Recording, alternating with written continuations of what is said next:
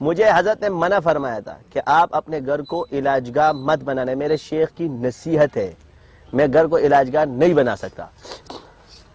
انہوں نے مجھے وصیت فرمائی تھی کہ اپنے گھر کو علاج گاہ مت بنانا.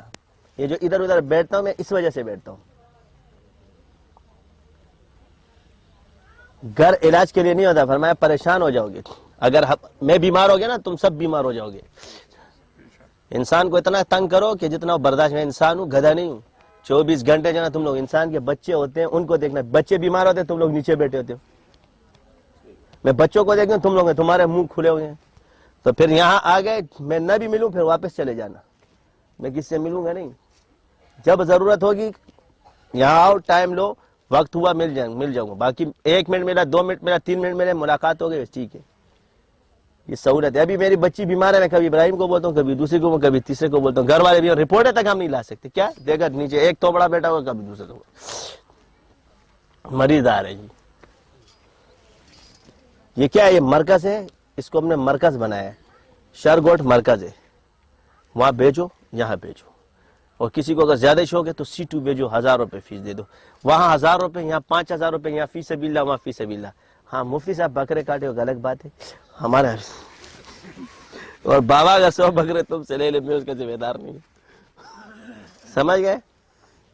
تو بکرے کٹتے ہیں.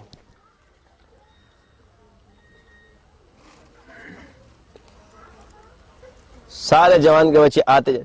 اور ایک طلبا اگر عام دنوں میں آ گئے نا تو میں ان کو بھگا دوں گا. طالب علم صرف جمعرات کے دن آئے گا, اور جمعرات کے علاوہ کوئی رات نہیں گزارے گا, واپس مدرسے جائے گا.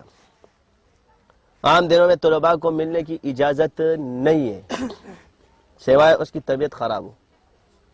یہ تمام اعلانات میرے ابھی سے سن لو, پھر کل گلے نہیں کرنا. طالب علم کا علم خراب ہوتا ہے تمہاری وجہ سے. وہاں اساتذہ میں تم لوگ یا چھٹیاں مارتے ہو, رات کو سوتے ہو, پھر بدنامی میری ہوتی ہے. تو تم لوگ استاد کا نام نہیں روشن کر رہے ہو, اس پہ کالک مان رہے ہو. جہاں کی عادت ہے وہاں کی اس وقت اطاعت کرو. جب تمہیں ٹائم فارغ ملے اس وقت اس کام کرو, کیونکہ کلاس کے دوران ذکر مت کیا کرو, اور یہ ادب کے بھی خلاف ہے.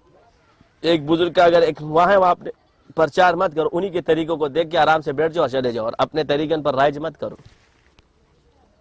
تو مدارس کے اندر جب تک آپ کی پڑھائی ہے اس میں ذکر مت کرو.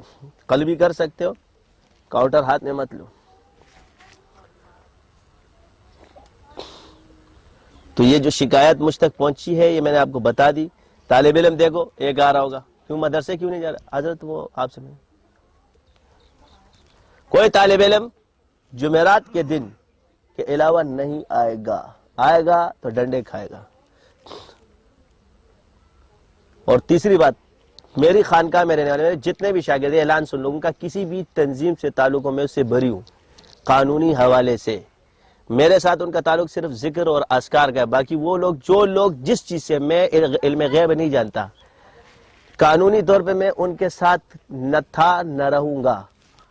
اگر انہوں نے قانون کی خلاف ورزی کی یا شریعت کی خلاف ورزی جو بھی کی, میں ان کے ساتھ نہیں ہوں. میں خود ہی پکڑواؤں گا, پکڑ لو اس کو.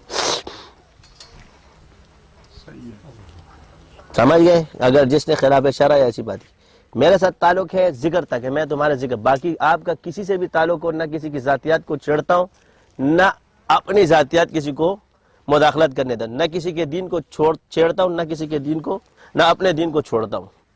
بس اللہ نے ہمیں جو ذمہ داری سونپی وہ کر رہے ہیں تمہاری. نہ کسی کی مخالفت کرتا ہوں, نہ کسی کی مخالفت برداشت کرتا ہوں. صحیح ہے؟ تمہیں اچھا لگے برا لگے, ہمیں خدمت خلق سے چھٹکارا مل جائے تو وہ دے. یہ لڑائیاں ختم نہیں ہوتی تو باقی کیا کریں گے؟